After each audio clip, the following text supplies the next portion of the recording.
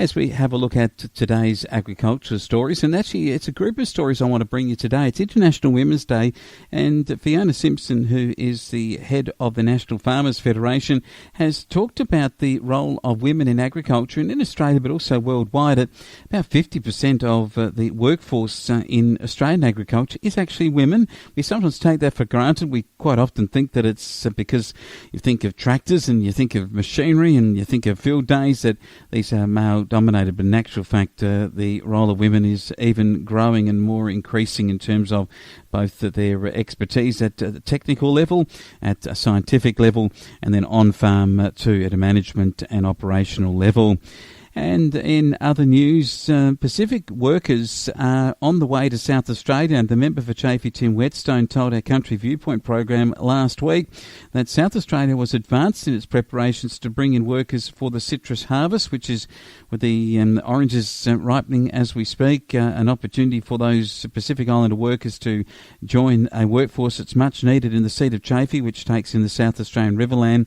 And our final article, this one on flownews24.com.au, where Dutch cress grower Rob Barn has enlisted the high-tech helpers to tackle a pest in his greenhouses.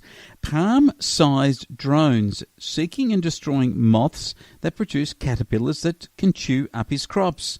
This is unique technology that can be used not only for these horticulture crops, but also in other technical fields. And he says, I have unique products where you don't get certification to spray chemicals. And he says that what he's got now is the ability in his glass houses with a pink glow of LED lights to help his seedlings grow. But his company, Cobert Cress, has exported aromatic seedlings, plants and flowers to top-end restaurants around the world. And he's adapting this innovative technology, including the ability for his indoor drone solutions as a startup, but to take on the predators like the moths, kill them off with those drones so that he doesn't have to use chemical sprays. The drones themselves are basic, but they are steered by smart technology aided by special cameras that scan the airspace in the greenhouse, and the drones instantly kill the moths by flying into them, destroying them in mid-air. It's a little bit like the old advert for Louis the Fly, isn't it?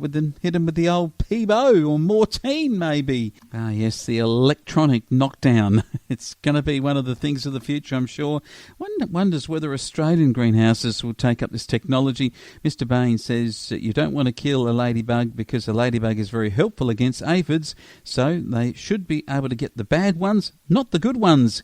He says, I pay at least 50 cents for one bumblebee drone, so I don't want them to kill my bumblebees.